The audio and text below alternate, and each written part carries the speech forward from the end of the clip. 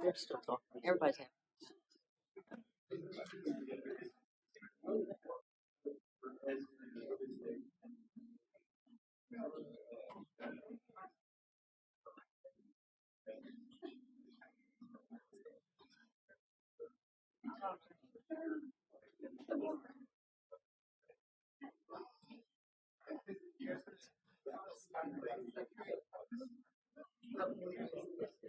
Madam Chair, it is 5:30.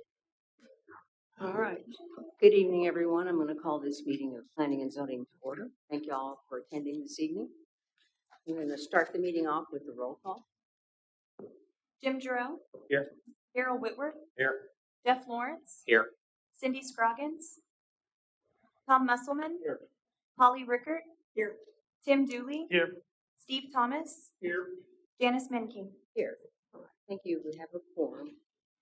All right. We're going to go to item number 4, which is public comments. This is the time when all of y'all have a chance to make public comments that are items that can be items on the agenda. You can wait till the specific item for the public comment, or you can make comments now, or you can make comments on items that are not on the agenda. So is there anyone here who would like to make comments at this time? On any item on the agenda or You can make for any items on the agenda, you can make it now, or you can make it when we present those actual items. You want to wait for that item? Okay. All right. Is there anyone online that you can see? No, ma'am. All right. Thank you all. Then we're going to start with the public hearings. And just to let everyone know that is presenting a public hearing, that typically that would go to the next city council meeting, but because of some issues with the posting of those public hearings, all of these will be presented to city council on December the 6th, not the November meeting, but the December 6th meeting, just so y'all are aware of that. All right. If y'all want to speak at the public hearing, we would appreciate if you'd sign up, that there are some forms in the back so that we have your name for the record, and then we will call you as you to come and speak. We will start with public hearing number 5A, request Z225 by David Turpin to consider a conditional use permit per section 3.110 to operate a STR unoccupied in an R2 zone area located at 507 Cora Street. I'll entertain a motion to open the public hearing. Make a motion that we open public hearing Z2225. second. Motion by Jim, second by Tim. Any discussion? Tom, excuse me. Any discussion? All in favor, aye. Aye. All opposed? All right, Mr. Turpin, are you here or someone else I'm here? recusing on this one. All right, thank you, Jeff. Is there someone here to make a presentation? I believe Mr. Turpin is en route. Okay. He's not here yet, so he's running a few minutes late. All right. Shall we go to the next one, Daniel, or do you? Did he send you notification? Oh, here he comes.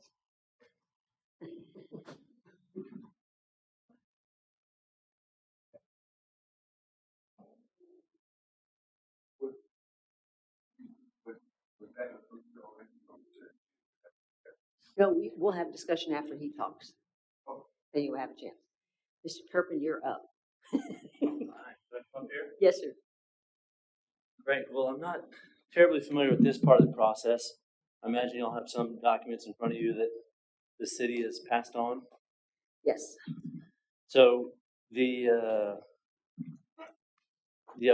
property it's been our family's home for 11 years. You know, in that time, the block has evolved into increasing unoccupied STRs. Right now, 507 Core is bordered by 2 STRs and a planned third. It's under construction right now, immediately to our south. So we're in the process of selling our home and moving to the county. And after 6 weeks of unsuccessfully listing it without any permit, we have accepted an offer to buy contingent on that buyer being able to STR it. It seems inevitable that this property will be an STR, heavily bordered by them. It's in R2, it butts commercial. So the buyer's offer is contingent upon them being able to do an unoccupied STR. So I'm seeking a conditional use permit for that. So the permit application requests an occupancy of 6 guests total, a modest number. The main house has 2 proper bedrooms plus an office. It's comparable to the max occupancy of our back house, which we rented out as an owner-occupied B&B for years without any issue. So at the request of the potential buyer, I initially applied for what's called the facility permit, which would allow the back house and the main house to be rented separately. But after visiting with the city, under their recommendation, I've revised the application to be just for the main house. We agree that'd be better for parking and more in keeping with the development trend in the area. So that myself or really the would-be buyers, they have agreed that they'd comply with all standards of the new ordinance. And that's about it. Thank you. Okay. Thank you, David. All right. We've got 3 people who have signed up to speak. Nancy Herndon.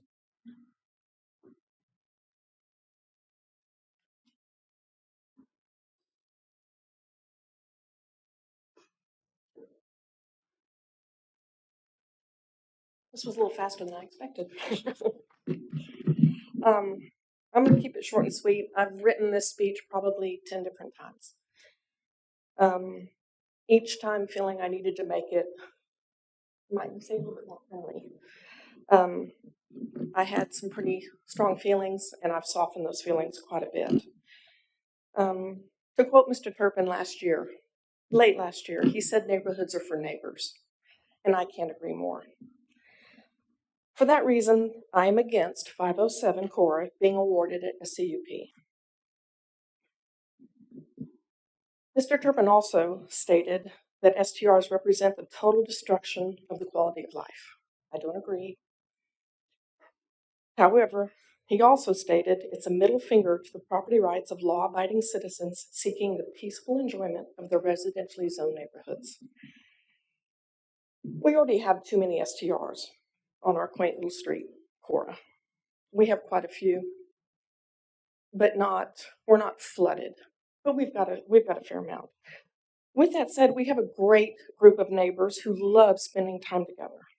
We will miss the Turpin family. They were fabulous neighbors. It was fun to watch the kids playing on the street. It was fun to see them out playing ball in the front yard. With that said, we do look forward to hopefully having a new neighbor moving in and not a CUP approved and not an additional STR on our sweet little street. Thank you. Thank you. Todd Plunk.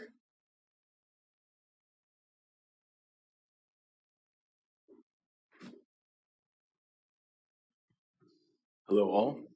Thank you for, let me introduce myself. My name is Todd Plunk. I live on Burbank Street here in town and have been in this room many times over the last years doing all the fun STR process that we just left. First, I wanted to say thank you for keeping this meeting in the evening so that I can attend, unlike the city council meetings that have now moved to the daytime. So I appreciate that. And then I just want to speak on the property that Mr. Turpin is kind of pushing here. And really, I have no problem one way or the other. However you decide, that should be property rights. That should be his decision as a property owner.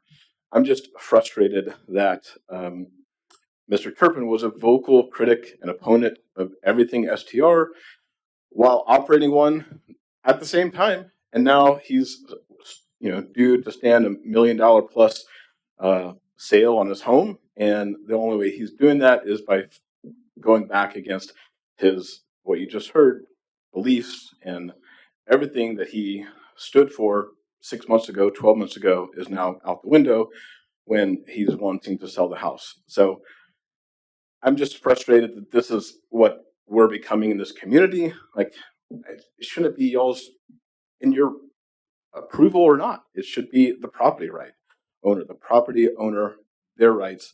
I'm just frustrated. This is what we've come to argue for. We're wasting time. We're wasting energy. We're wasting a lot of things that could be spent doing other more productive things. So thank you for your time. Thank you. Tammy Pack? Hey there.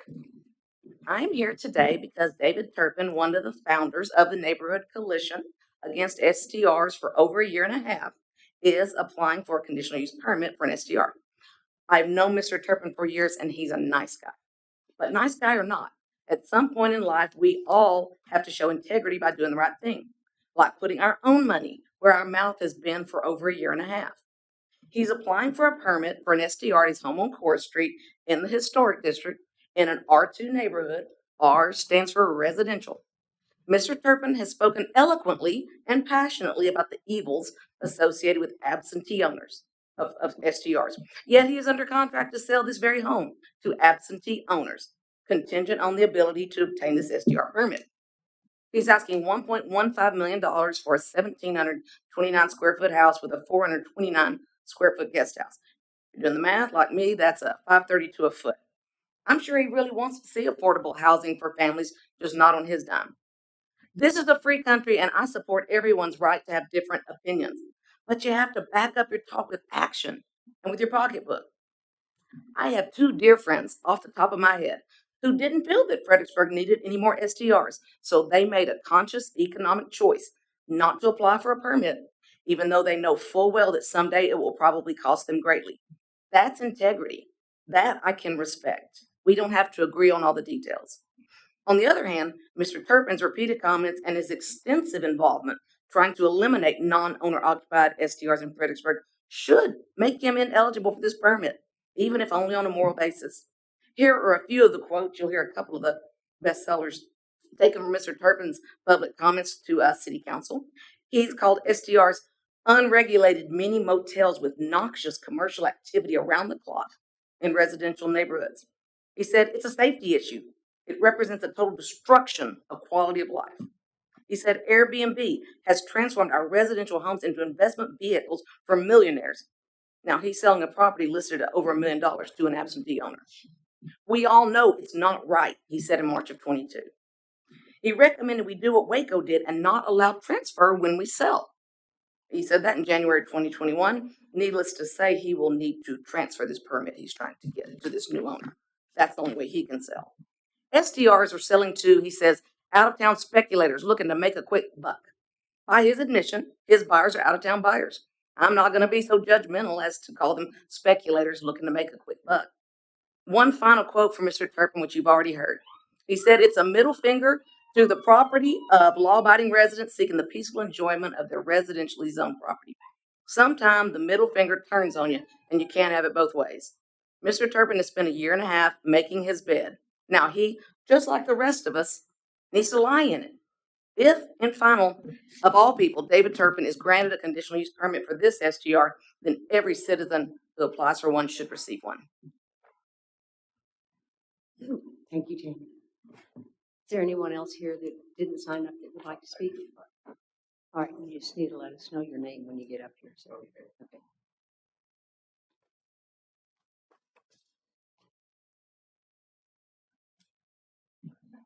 My name is Arnoldo Cuellar, And I am a neighbor of David, who I have to say has been a great neighbor and a friend.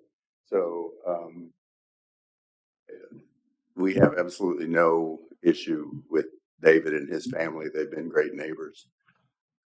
His home is in our backyard. We share a fence on the backyard, so I'm directly affected by this. And I guess first of all, I'd like to make it clear that I'm not against progress and I'm not against compromise.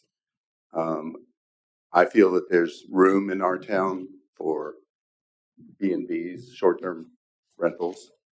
I'm not against progress, and I understand that inevitably people will seek these out. I guess my issue is that we bought this property under the assumption that it was residential property, and we're willing to share with STRs. I made a quick tour of our block, and we live on Orchard Street, and it is bordered by 4 streets: Llano, College, Cora, and then Orchard.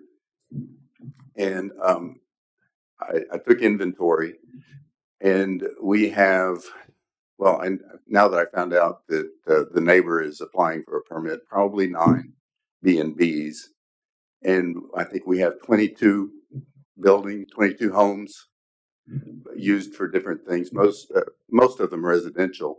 So over a third, 40-some% to be more accurate, of our neighborhood has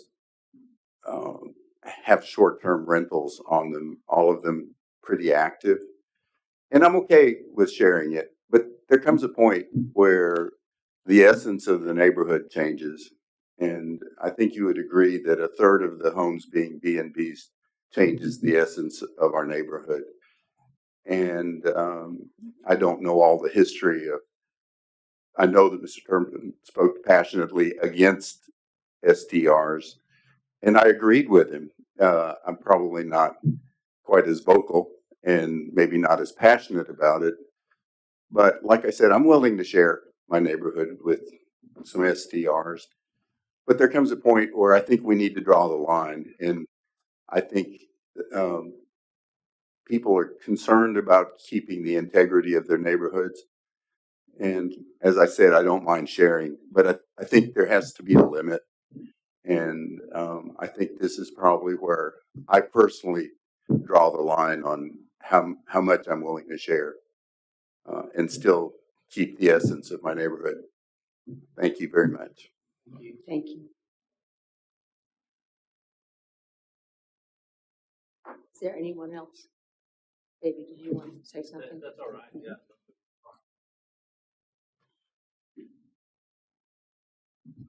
So it has certainly been quite a ride this past year or so. And I have dreaded this meeting more than any appointment in my life. You better believe that. And it's painful to be up here. But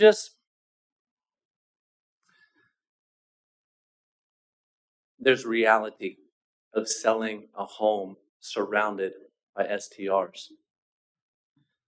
Who wants to live there? That's why Jason, whoever was designing the original ordinance, crafted a carve out even within R1. Because when there's a certain saturation point, it is very difficult to sell a home when what's going on around it is primarily commercial activity. There was a moment when Bobby Watson suggested a year ago, well, maybe the rules should apply to R2 as well. I was ready to cheer him on. That's not what happened. The way the rules are designed, this property, it's going to be an STR. There's no doubt about it. It's almost surrounded by them. It abuts commercial. It doesn't make me excited. I wish we were under contract for over $1 million. We're not. The market is completely turned. It's a buyer's market. I'd like to get it sold. The rules allow for it. And again, who's going to want to purchase a home surrounded by SDRs just to live there? There's not many of those buyers out there. Is there anyone else that wants to make any comments? All right. I'll entertain a motion to close the public hearing. Second. Motion by Jim, I have a second by Tom. Any discussion? All in favor, aye. All opposed? All right, let's go to action item number 6A, discussion, consideration, and recommendation regarding request C222A. Good evening. You're ready. I did want to start, and Shelby passed out copies, but we did receive 2 responses to the public notice relating to this item after the publication of the agenda. One letter was in support and one was in protest. So if you'd like to take a look at those are the first 2 in the packet. A lot of information's already been covered. I did want to touch on a couple technical aspects of the application. So initially, or let me start by saying the property is in the R2 zoning district within the historic overlay, which requires the CUP request relating to either an STR facility or an STR unoccupied application. It is surrounded by R2 to the north, south, and west, and it's bordered by C2 to the east. So as Mr. Turpin mentioned, when he initially submitted the application, he had requested the STR facility, which would have allowed for the primary residence and the accessory dwelling unit to be rented separately as 2 separate units.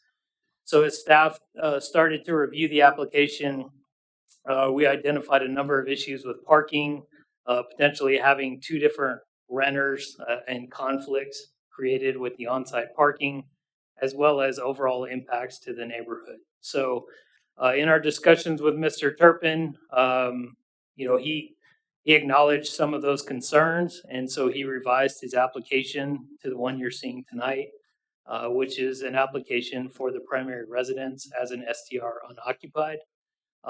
It does have 2 bedrooms, so it only requires 2 parking spaces. In the site plan in your packet, you'll see that there's 3 on-site parking spaces shown. The city typically only requires tandem parking, so as far as city standard spaces, we would only acknowledge 2 spaces there. But because of the frontage on Cora Street, there are 2 acceptable parking spaces along the frontage. So from a city perspective, 2 are required. He's providing 4. He also mentioned he's only requesting a max occupancy of 6 occupants. So any expansion of that occupancy or potential use of the accessory dwelling unit as an STR facility would have to be a separate application that would come back to P&Z and City Council as a new CUP. I think that's pretty much the topics I wanted to cover. I believe Mr. Turpin mentioned it, but the accessory dwelling unit did previously have an STR permit for 6 occupants. So basically, with approval of a new CUP, that would go away. Is that a fair statement? So based on our technical review of the application, it does appear to meet the requirements for a conditional use permit. Because of the surrounding uses and the number of STRs in the area, along with the commercial uses along Llano, staff is recommending approval conditioned upon compliance with the current ordinance, which includes approval of an STR application, inspection of payment of applicable fees. So with that, I'd be happy to answer any questions. Thank you, Garrett. Right, anybody have questions or comments? I've got a couple. So the STRs surrounding this property, are they owner occupied or unoccupied? It didn't say on the chart. I believe the majority are unoccupied. Can get you that information. I don't have it immediately available. And according to our ordinances, the buyer could make this an owner occupied STR by right. Correct. The only reason we're doing a CUP is because they're asking for unoccupied. That's correct. And because it's in the historic overlay district. Now, question, could the new owner occupy the front end as an occupied residence and continue with his permit for the thing in the back? At the moment, the STR accessory permit has expired, but yes, the new owner could reside in the main residence and submit an application to obtain an STR accessory permit for the back unit. Next question. Remind me, I am not up on the new ordinance as much as I probably should be, but do we require owner-occupied residences to have a homestead exemption with the resident? Yes, sir. Thank you. Then the other question is, what's the guarantee that the ADU is not going to be utilized as an STR overflow, like we've seen so many in the past? Do we get it torn down? Do we disconnect the utilities? Well, that's where violations would be issued, either through municipal court or through the new civil administrative hearing process. Assuming it's off. That's exactly.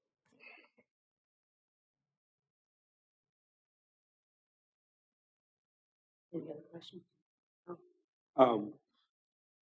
Mr. Turpin, how's school going? Good. Okay. I'm always interested in making sure that everybody's having a good year. Mr. Turpin made a comment in his written submission to us that he'd had this property on the market for 42 days, for 6 weeks, and it hadn't moved. As of yesterday, as of Monday, the average length of time for a residential property on the market in the city of Fredericksburg is 116 days. So I'm not sure that he really gave it enough time. The other thing, being an old economics teacher, is that if nobody's biting on your property, what that tells me is that the equilibrium price is too high. So in this case, I think to me it looks like there was a price point that Mr. Turpin and his family said, this is what we want for the house, and we're not going to go down. And the only way that they could get that price point was to market it as an STR.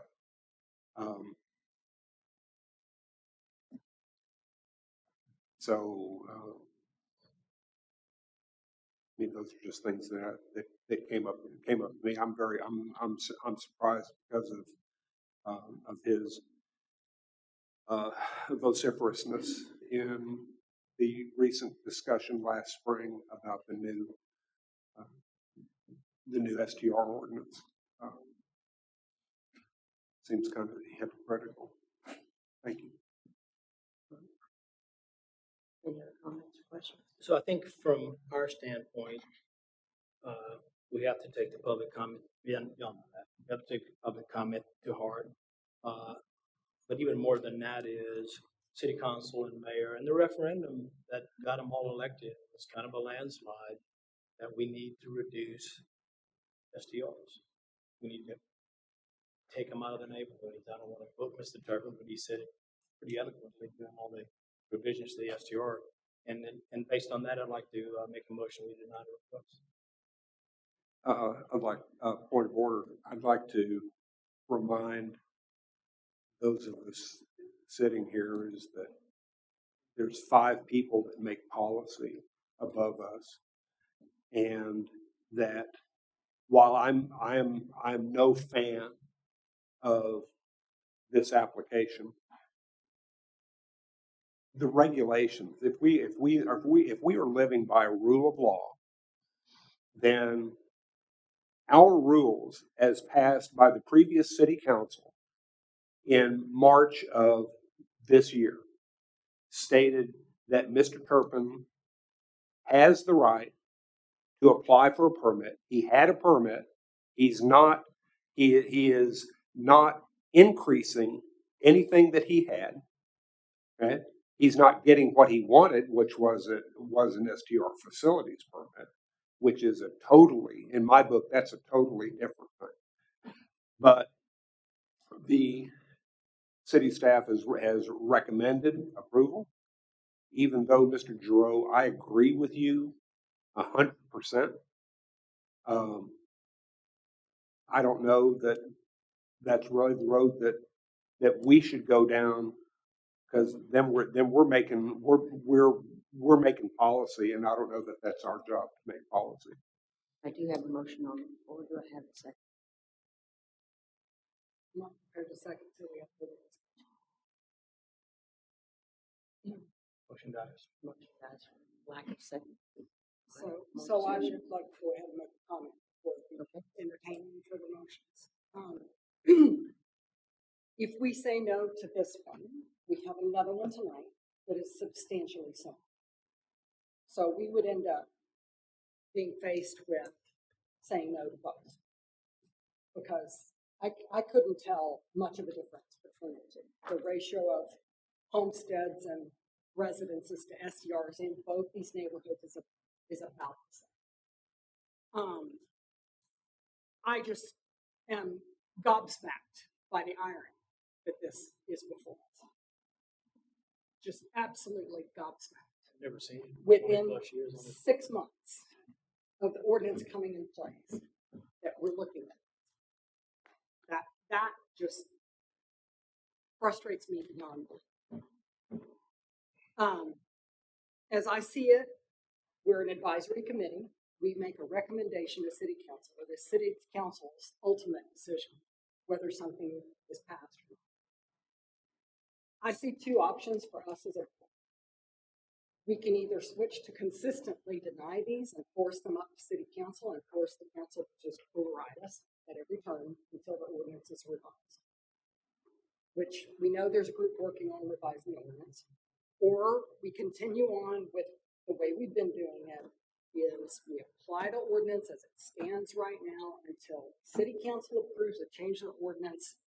These are the rules, and we need to follow these rules. But I think as a board, we need to agree, either gotta continue, follow the rules exactly the way they are, and if council wants to override us with a no vote, that's their prerogative. Or we go the opposite way and protest and say, we don't like how this is going. We consistently no vote these, and they're forced up to city council, and we get overridden that. I think that's our panel's choice as a panel on how do we want to address this. Personally, as much as this pisses me off, the rule is the rule. And my view is you follow the rule until it gets changed by elected officials. We're appointed, they're elected. So my view would be we follow the rule, we apply it, and we let city council decide whether they want to. I agree with you. Are you willing to make that in the form of a motion? Yes. Therefore, I move that we approve request Z2225. And I want to stipulate that the maximum occupancy is 6, because it was not in this documentation. The first I heard it was from Home. So I want to make sure that our approval max occupancy is 6. And if I may, since I was on the council that passed the current STR ordinance, I would like to second your motion. Right, I have a motion by Polly, a second by Tom. Any other discussion? Let's do this as a roll call vote, Madam Chair. Absolutely. All right. Jim Giroux. No. Darrell Whitworth. Begrudgingly, aye. Jeff Lawrence. He's He abstained. Oh, sorry. Tom Musselman. Aye. Holly Rickert. Aye. Tim Dooley. Aye. Steve Thomas. Aye. Janice Menking. Aye. All right, motion carries. Goes to City Council on December 7th. December 6th. Oh, 6th. Pearl, 6th. almost Pearl Harbor. Almost. All right, thank you all. We'll now go to public hearing 5B, request Z2226 by Ralph and Christie. And if I butcher your name, I apologize. Galichetto, is that right? Galichetto. Okay, excuse me. I was just going to say Ralph and Christie. Consider a conditional use permit per section 3.110 to operate a STR unoccupied in an R2 zoned area located in the historic overlay district. Entertain a motion to open the public hearing. Make a motion, we open public hearing Z 2226. I have a motion by Jim. Do I have a second? Second by Tom. Any discussion? All in favor, aye. Aye. All opposed? All right, thank you. Hi. I'm Christy. This is my husband, Anthony. Goes by Anthony. His name's Ralph. Thank you all for seeing us tonight. We appreciate it. We are here seeking a conditional use permit to operate an STR unoccupied in our home located at 405 North Orange. Let me give you a little bit of background on the home because I think it is special and I think it differentiates us from a lot of other people who are maybe here tonight or other times. So this is a family home that has been in our family for about 75 years now. My grandparents built the home in 1948. My mom was born here along with her sister. They were raised here their entire lives, went to elementary, middle school, high school, did not learn English until they were 5 years old. They only spoke German in the home. And this was basically my second home growing up. We didn't go on vacations a lot as a family, so we would go to grandma and grandpa's house all the time. And I'm a kid of the 80s and 90s, so this is when my brother and I would take off and we would ride bikes for 6-7 hours a day, no helmets, all over Fredericksburg. It was very different back then than it is today. And we are seeking this conditional use permit because we want to keep the home in our family. We want my parents to be able to still continue to go there. My mom is still living, and we come up here a lot. My husband and I live in Bernie, so along with our 2 kids, so we're only an hour away. This would be a weekend home for us, as well as an STR. We are seeking the conditional use permit because an STR will allow us to ultimately keep this home in our family in a financial means, and it will allow us to show our kids the area of Fredericksburg and the hill country beyond Bernie. Anything you want to add? I was going to address Mr. Mr. Kramer.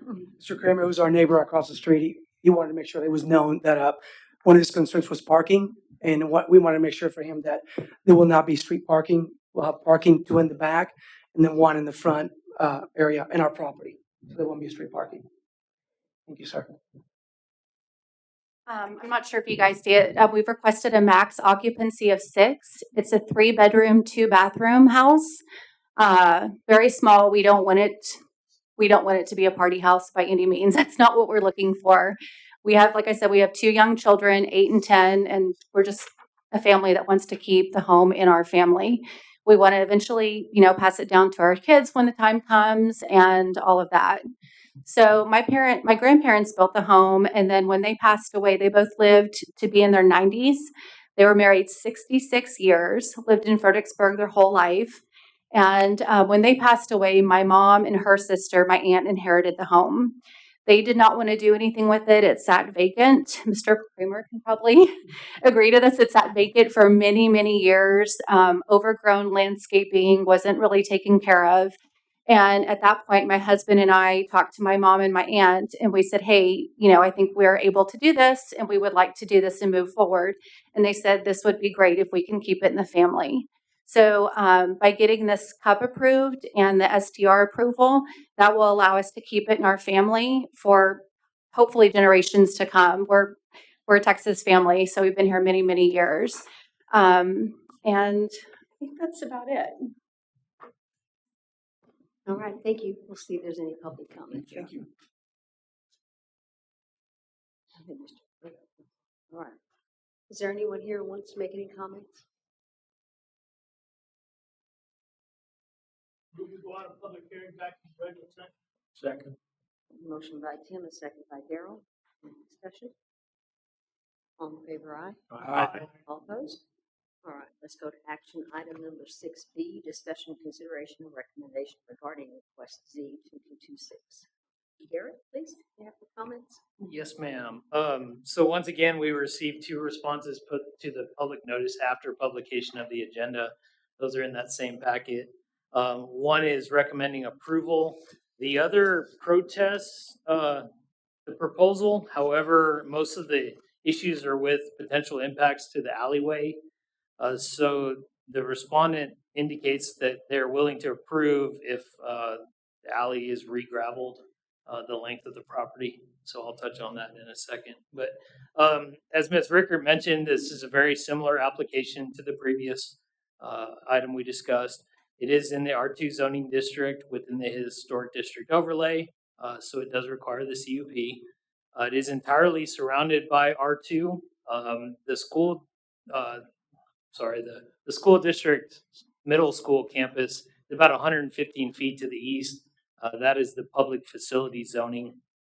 The applicant is requesting a max occupancy of 6, as she mentioned, for a 3-bed, 2-bath STR. 2 parking spaces are proposed off the alleyway, which is allowed, but because that is a new use of the alley, they would be required to improve the alley with some sort of all-weather surface. So we haven't determined exactly what that will be yet, but that is a condition of the approval. If you see, we passed out a copy of a revised site plan separately. So again, there's 2 head-in parking spaces off the alley. A 3rd parallel space had been proposed, but there was some concerns with that encroaching upon the alleyway. So now that's been deleted. So the 3rd parking space is now proposed off of Orange Street at an existing curb cut. So that will also be improved. The site does lie on the city's adopted sidewalk plan. So as part of this development, the applicant will be required to either install sidewalk along the frontage or post escrow with the city. I believe the applicants intend to post escrow. So we will come up with a determination of that cost and require that as part of this process. That is pretty much it. As noted in the agenda, staff is recommending approval based on the proposed improvements in a number of established STR uses in the area. We do have a number of conditions, including review and approval of an STR application with a max occupancy of 6, payment of the applicable fees. So for this case, it would be $350 for a 3-bedroom unit. The improvements to the alley I mentioned, and again, the sidewalk construction or an escrow deposit. With that, I'd be happy to answer any questions. All right, thank you, Garrett. I have one question for Ms. Galashay. When you were growing up and riding your bike, did you ride your bike to town pool? We would walk. Okay. We would cut through the alleyway and take a right turn. They're 50 cents and swim all day. You mean the Tony time? You mean the Tony? Tony cannot. Yeah, the town pool, yeah. In reading the protest, because that is a shared use alley and the neighbor on the other side also has garage access off that alley, I would like us to adopt as a condition his request that they put signage up so that renters are notified not to block the alley. And possibly even put that in the house rules as well, so that it's on site in your rules, and then there's signage in the parking area in the alley saying, do not block this alley. So we will work with them on that because it is a public alley. We have to comply with the MUTCD, but they can place appropriate signage on site. So I would like to add appropriate signage to the conditions. Okay. Well, this is probably not germane to discussion. I will say that your page number 45 and 46 submitted by your engineering firm from San Antonio is probably the biggest FU I've ever seen to the city of Fredericksburg rules while sitting behind this bench. I find it to be very unprofessional that they put that in there and they were going to use that. Basically, it sounded like y'all didn't want to do sidewalks, nor pay the escrow. So said of all the years I've been here, I've never seen one that offensive to the rules of the community. I'm asking for our permission to do something.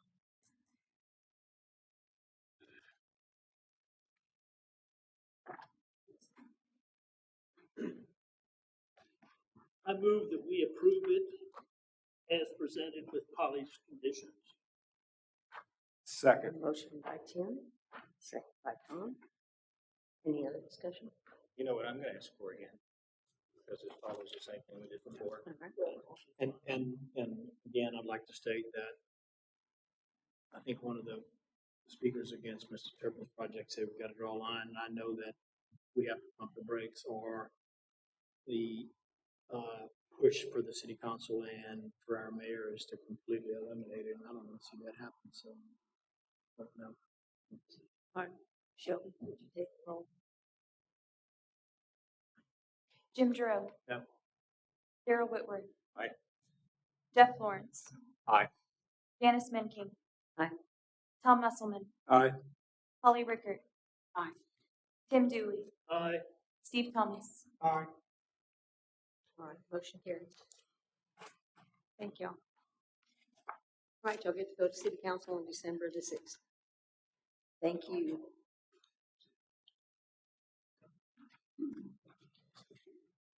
All right, let's go to action, or public hearing number 5C, request Z 2227 by Sean Smith with Moyter and Ramirez Engineers LLC to consider the following. One, future land use change from commercial, mixed use corridor and high density to public facilities for approximately 56.463 acres of land located at 257 Vernon's Lane. And two, a zoning change from C2 commercial, R3 multifamily residential, and C1 neighborhood commercial to public facilities for approximately 56.463 acres of land located at 257 Vernon's Lane. Entertain a motion to open the public hearing. I'll make a motion when we open up public hearing Z 2227. That's a motion by Jim. Do I have a Second. Second by Tom. Any discussion? All in favor, aye. Aye. All opposed? All right, who's going to be presenting? All right.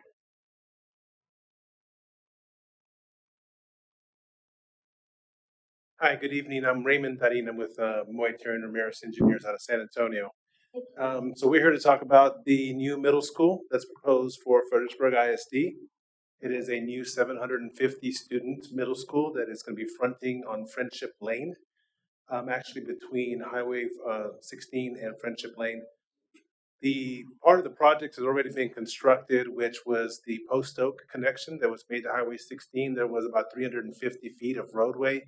It was already constructed through Mr. Pennick's tract there that has been platted or is in the process of finalizing the plat.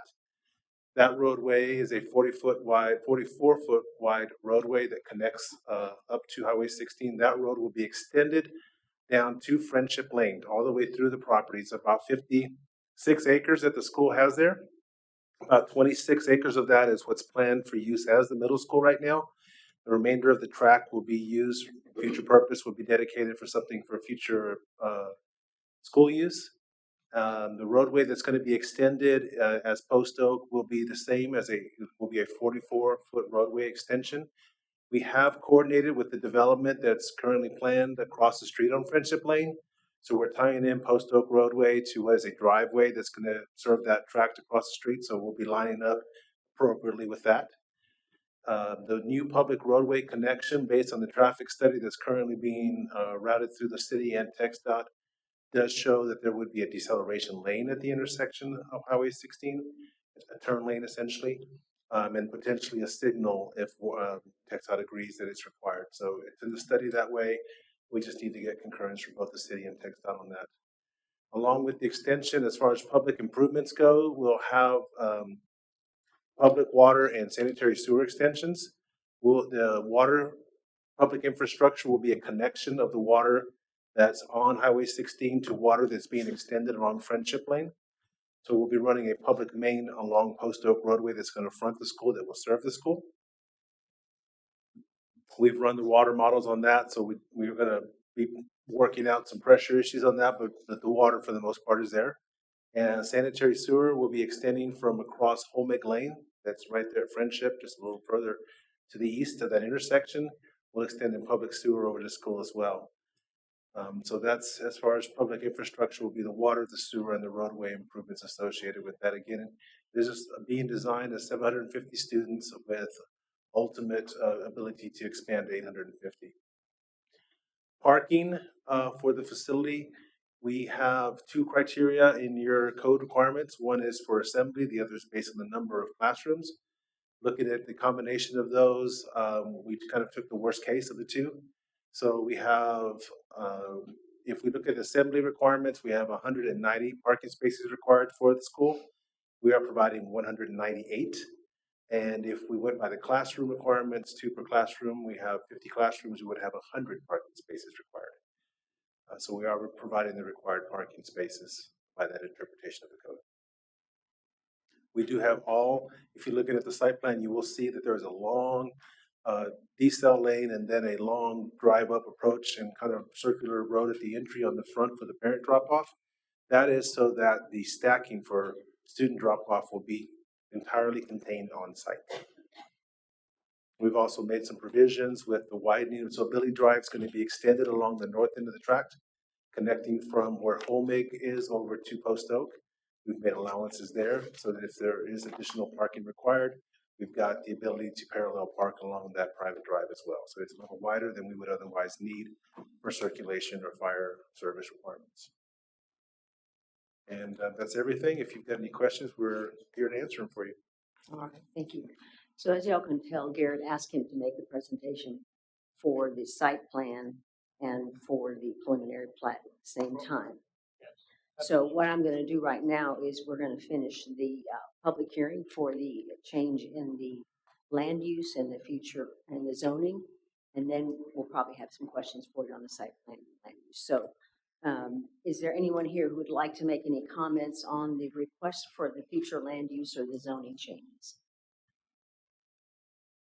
All right, if not, I'll entertain a motion to close that public hearing. Make a motion to close public hearing. 2227. I have a motion by Jim and I have a second by Tim. Any discussion? All in favor, aye. Aye. All opposed? All right, let's go to action item number 6C, discussion, consideration, recommendation regarding request 2227. Michelle, do you have any comments on that one? Yes, ma'am, thank you. As the applicant mentioned, they're seeking a future land use classification change as well as a zoning change. As you can see, there's a mix of a lot of different elements occurring here, and I'd like to just address the zoning specifically. The zoning to the north is a mix of C2 commercial and R3 multifamily residential. Public facilities is to the east across Holmig Lane, and a mix of R3 multifamily residential and C1 neighborhood commercial is also to the south across Friendship Lane. And then, of course, you have the C2 commercial and R3 multifamily developments to the west.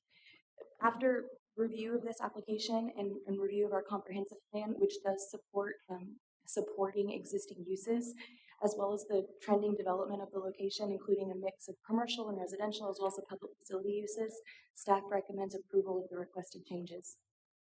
All right, thank you. Anybody have questions or comments on that? Education. Oh, I have one question. There is no entrance on Friendship Lane? No, sir. Okay. No good. access to Friendship Lane, So- other than Post Oak Road Okay. being extended. Post Oak Road, okay. But then is there access off the property, say to Holmig or behind the building? Yes, sir. And I did want to clarify, you mentioned the extension of Billy Drive. That's going to be a private drive, correct? It wouldn't be a public street? Has that been finalized? Yes, that's been finalized, so that's correct. The Billy Drive is proposed as a private driveway. So at that 90-degree bend at the intersection of Holmig and Billy Drive, that will be extended to the west to connect over to Post Oak Road. All right, anybody And have showing any it there. questions about the zoning and Okay. future land use change? No, I think, Anybody want to make a motion on that? I just wanted to ask one more question. Okay. There's still a piece of property to the west. Is that R3 zoned? That piece that's sticking out? find the, What page is that? it's on 63 is what I'm looking at.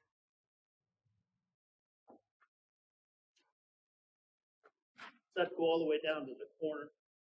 No, unfortunately. I think it's actually zoned multifamily, is it not, Shelby? Yeah, it looks, Or it's appears R- to be zoned R3. It's R3, that is multifamily. Yeah. That Yes, ma'am. piece, Right. do we know about how big that piece is? Is that a viable piece of property now as an R3?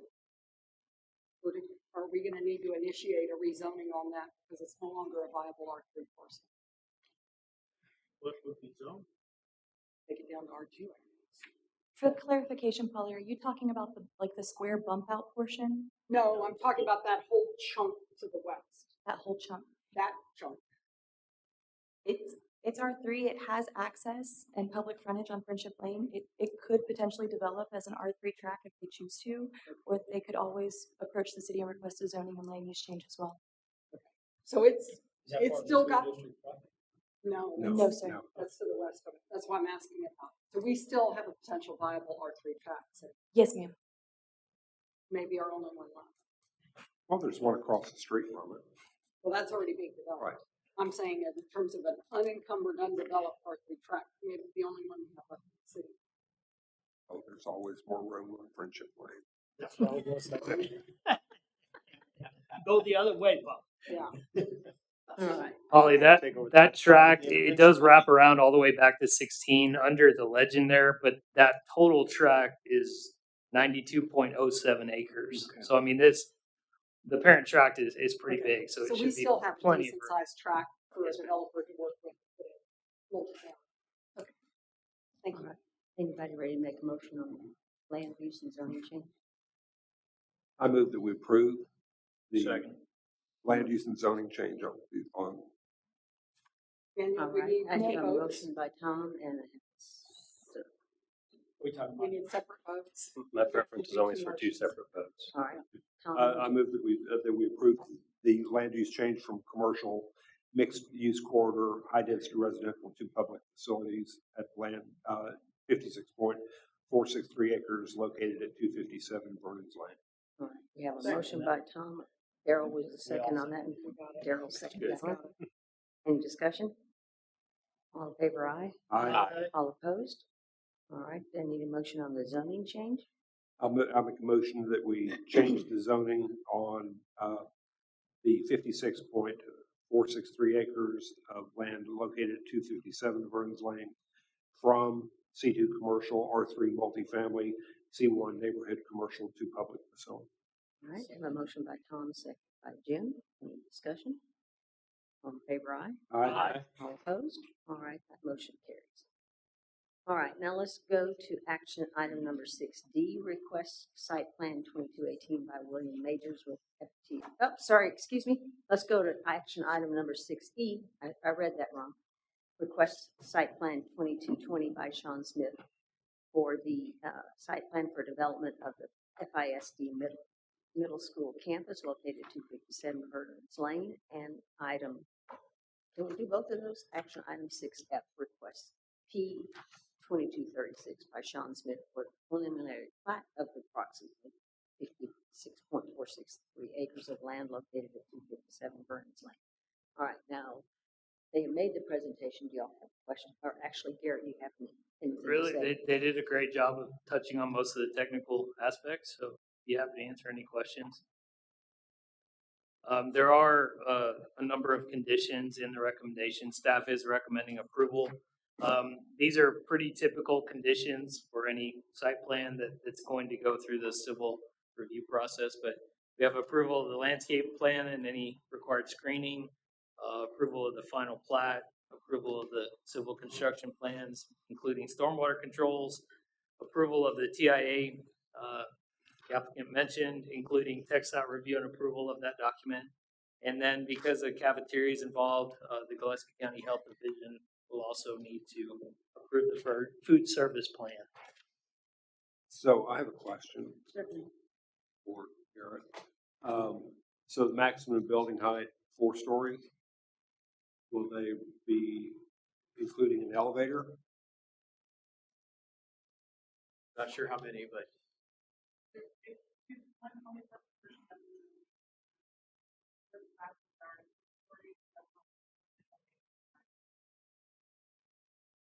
So the maximum building height of 4 stories is, I'm looking at page 80. Doesn't sound right. So that's allowed by zoning. So they're only proposing a 2-story building. Okay. And the gymnasium, how high will that be? It's probably in the elevations we received tonight.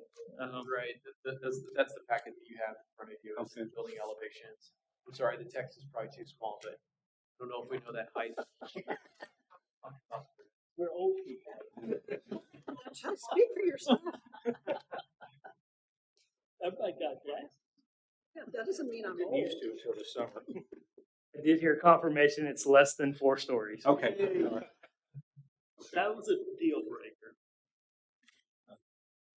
One other question, just for clarification, you mentioned a stoplight. Was that on Friendship or where were y'all talking about a stoplight? No, the stoplight that's shown to be warranted by the traffic study is at the intersection of Highway 16 and Post Oak. Okay. Because it doesn't go all the way to Friendship. Well, I know, that was why I was questioning, because they asked TxDOT, and I didn't have it zoned out. Keep TxDOT off our street. Any other questions or comments? I make a motion to approve those last. Well, we're just 2 of them. We're looking at E and F. We need to do them individually. Okay. E and F?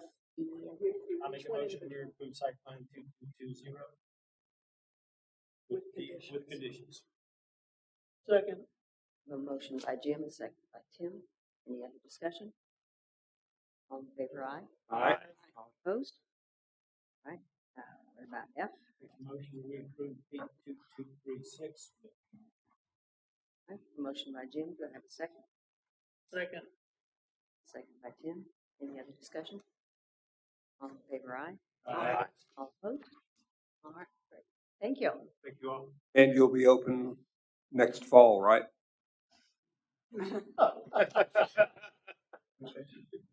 By the way, Mr. Cornett, what hat are you wearing tonight? I'm a school. Oh, okay. Thanks. You got the badge. Well, oh, okay. All right, let's go to action.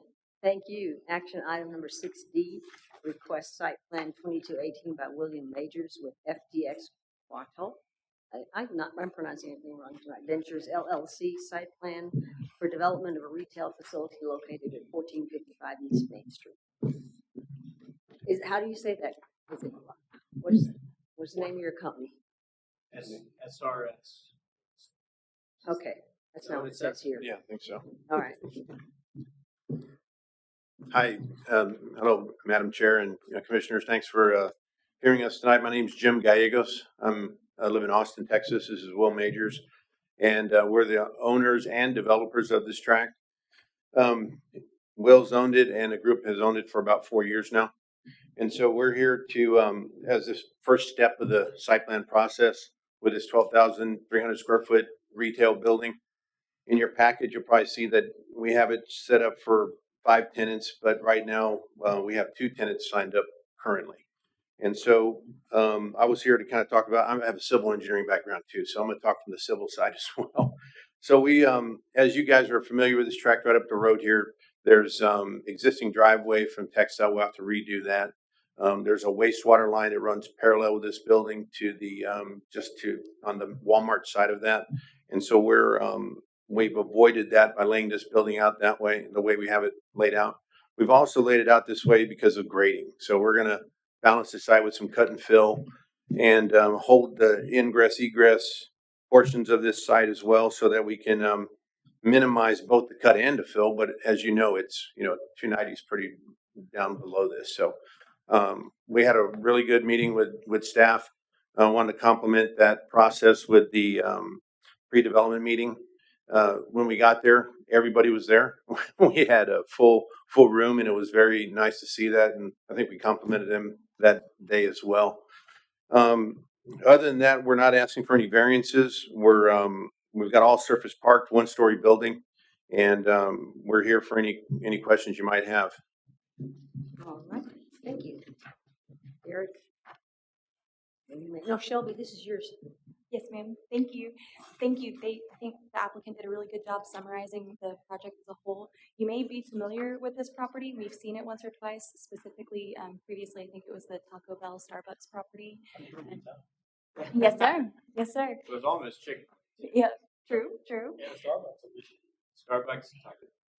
But given the size of the parcel and the zoning, it requires planning and zoning approval for their site plan. So just working through their application. The building coverages, they have a maximum of 80%, and they're currently proposing 21% of the building coverage. Impervious cover, they have a maximum of 85, and they're coming in at 70%. They have a max building height of 38 feet, 3 stories, and they're proposing a single-story development. The parking, the shopping center requirement requires 1 parking space per 200 square feet, resulting in a total of 61 spaces, and they're providing 69 spaces, including 1 ADA space and 2 van spaces. So they're exceeding the requirements there. Civil construction plans will be required, and detention will be reviewed as part of that process. Given the zoning and the location, there's no screening required necessarily for this property, although there are landscaping requirements that they're aware of and they plan to address. All in all, staff recommends approval with some conditions, including the landscape plan, and be provided and approved prior to review of building permit applications, approval of civil construction plans, approval of entry corridor design guidelines, as this property is located in that overlay district, as well as approval of a final plat and approval of an addressing plan. Given the individual tenant spaces, the 4 or 5 spaces, they'll all need their individual addressing, and we'd like to have that approved in a plan before they submit their building permits. Thank you, Shelby. Anybody have any questions or comments? So it looks like there's some maybe potential future drives on Walmart property. There's no access to Walmart. No access to Walmart. And TxDOT's just up on this because they have not. That John Hewitt are in. In the past, that's been a little bit of a hiccup on all the 4 or 5. And I don't know off the top of my head, fire marshals approved all this.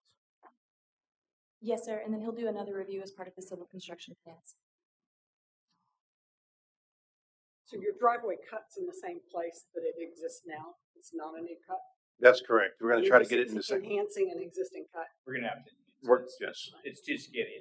Yeah. And we're probably going to have to deal with, with some, I guess with a lane probably for acts to actually speed up and to slow down and things like that. But yeah, decel, exactly.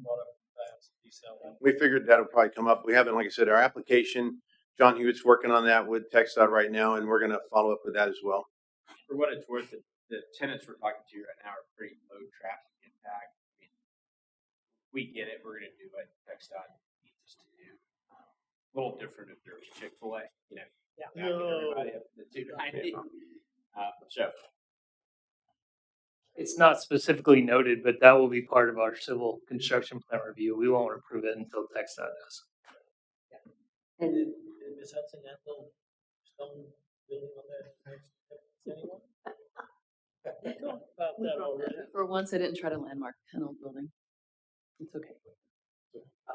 There's been some people living. Recently? Had some squatters. 18 months ago. Oh, We got a call. What's did the you have speed an STR permit on it? No STR.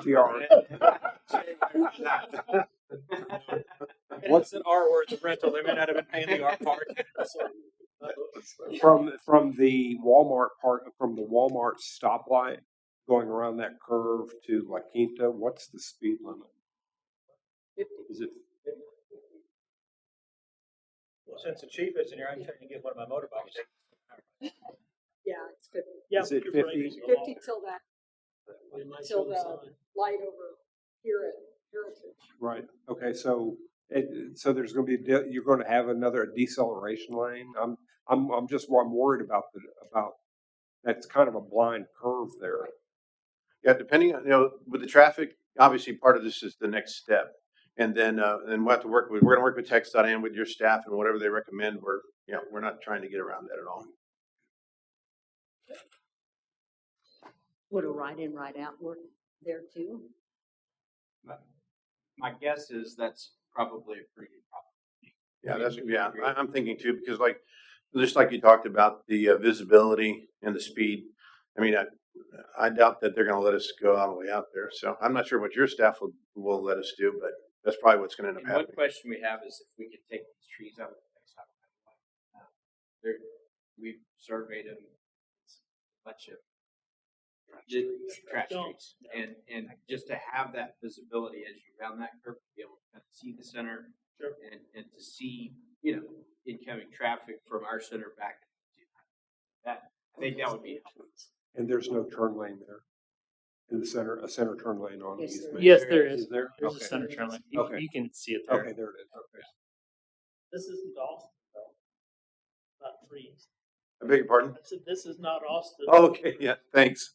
Never know. Yeah, if it affects sight lines, and if it's a public safety concern, we'll definitely work with them on removing those trees. It would be our retailer every. And a lot of those trees are actually in the right of way. So Yeah. I think all of them are. Yeah. Yeah. Hopefully, Textile won't tell us not to. Yeah. Make a motion to approve this, site plan 2218, with all those exceptions. Conditions. Conditions. All right, I have a motion by Jim. Do I have a second? Second. Second by Polly. Any discussion? All in favor, aye. Aye. All opposed? All right. Thank you very much. Thank Appreciate you it. very much. Good luck. Thanks. All right, and we have action item number 6G, request EC 202205 by Peter Lewis with Architect and Associates PLLC to consider entry corridor design standards for property located at 1602 State Highway 16 North. How are you this evening? You got to wait till the very end. Yeah, to the end. Is that why Peter sent you over here? I So think you so. have to sit here and wait through the whole thing. Yeah. My name is Trevor Coletta. I work for Mack and Hoover, and I'm here on behalf of the design team.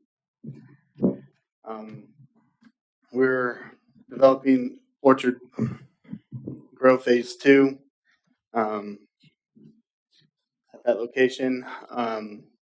Are applying for the entry corridor design to follow similar architectural design of the Orchard Grove Phase 1. Pretty simple. Yeah, our access to this property will be off of Lower Crabapple.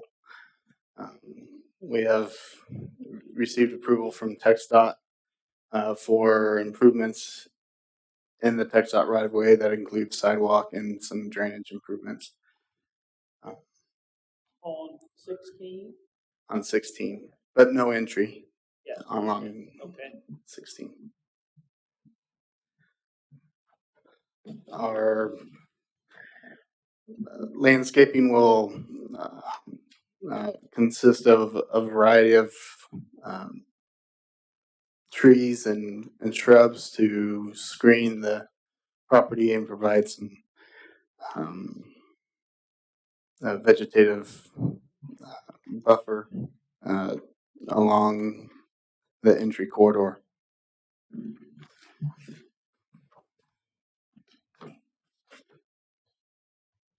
One question that we had in our review of the packet yesterday, I met with staff. You're going to do the sidewalks along 16. What's going to go between your site and the bank along the north? Is that the north side?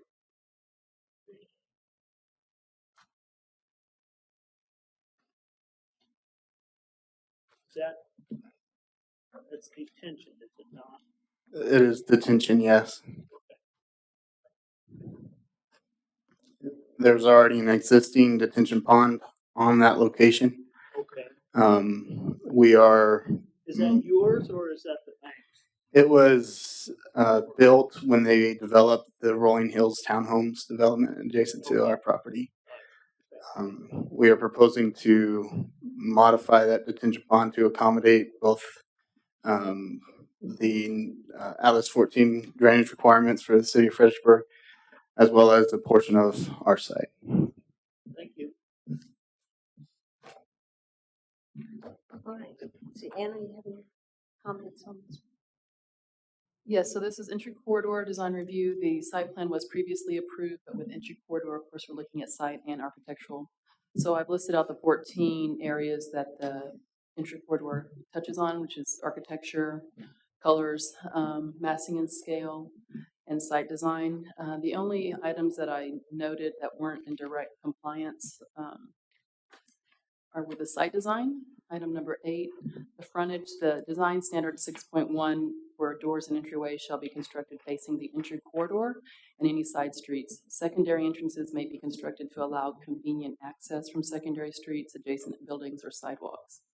So this project was not designed to face the entry corridor, but it does have an extensive entry corridor frontage. The project is sufficiently broken up into multiple buildings, and parking lots are scattered between buildings to give the project a more residential feel.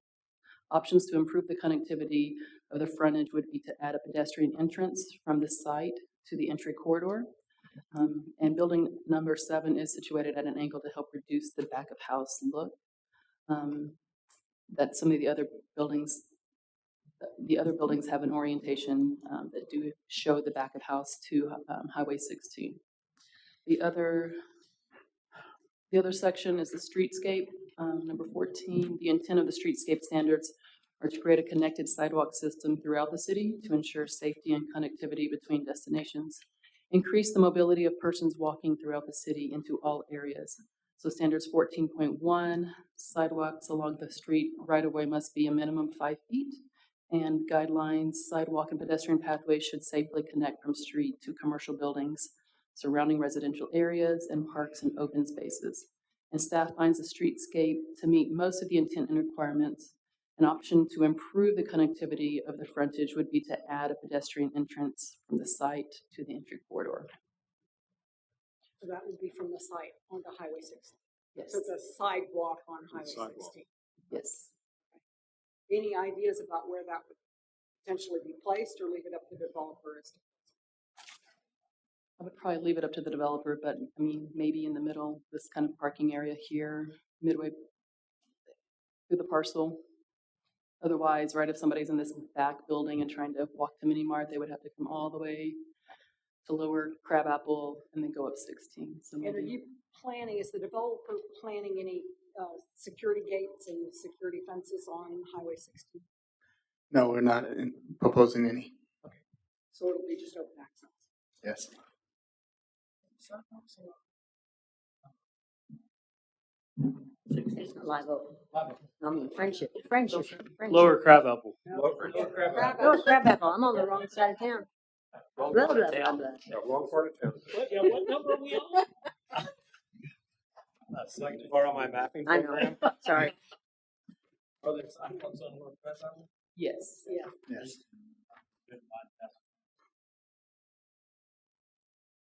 All right. Anybody else have any questions or comments?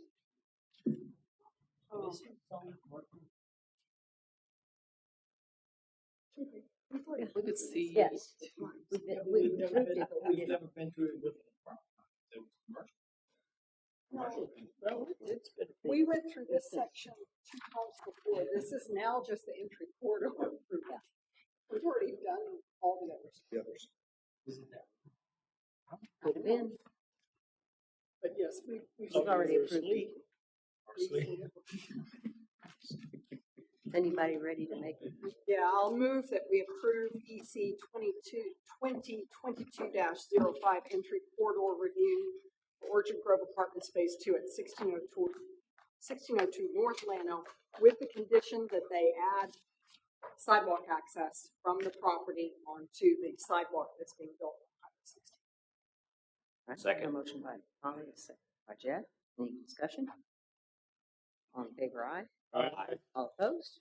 All right. Thank you. Now you can go. Thank you. Thank you. Shut the place down. Yeah. So let's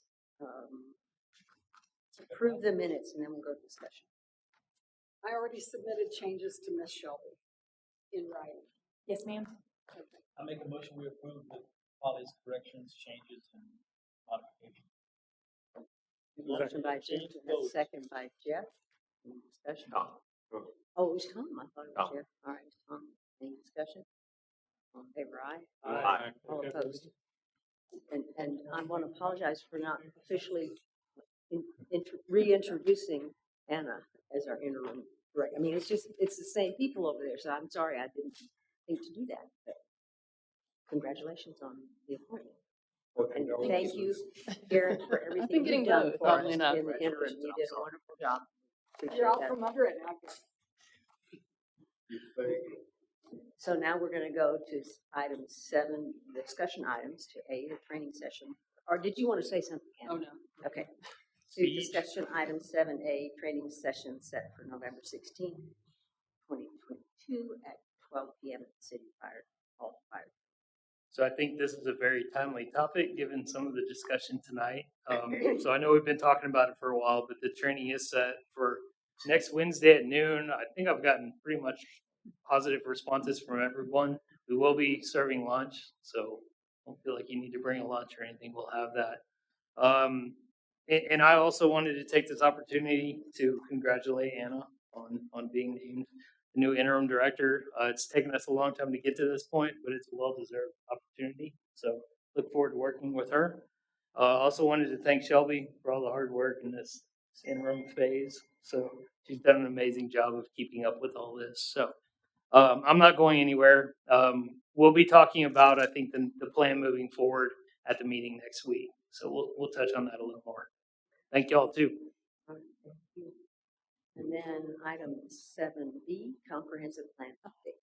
Comp plan update. So tomorrow we've got a busy day with the consultants coming into town. We've got one more staff meeting with fire, EMS, and PD. And then we'll have 3 different focus groups. We've got a group for special events, kind of a priority business for the EDC, and kind of general real estate development. So 3 different focus groups. And then we're doing the Fun After 5 over at Ewald Kubota so that they can kind of interact with the members of the chamber and just kind of tell them about the comp plan. And we've got a website up now, and we've got a survey that's live. So people can now go to the city's website for the comp plan and then take the survey, a Survey Monkey. There's about 27 questions. It's pretty in depth. So if people will take the time to answer those questions, it'll start giving us a lot of good feedback and direction.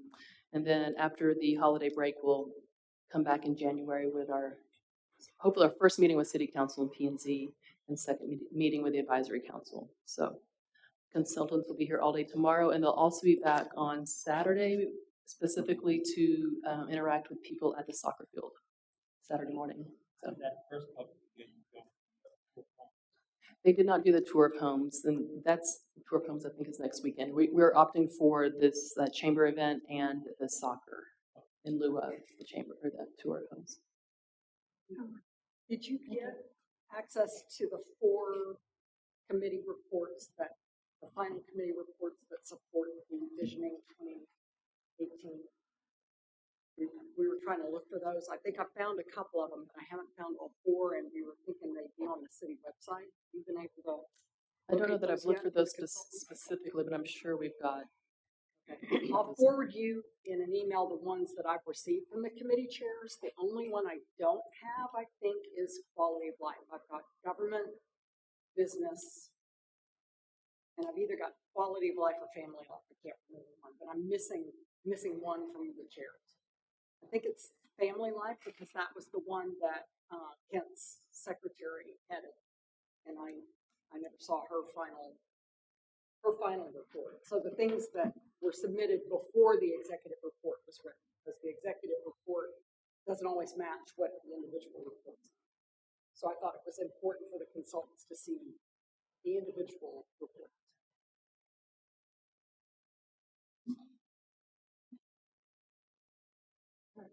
Anything else over there? I'll entertain a motion to adjourn. I'll make that motion to adjourn. Motion by Jim, do I have a second? Second. Second by Polly. Any discussion? All in favor, aye? Aye. Opposed? All right, we are adjourned. Thank you all very much.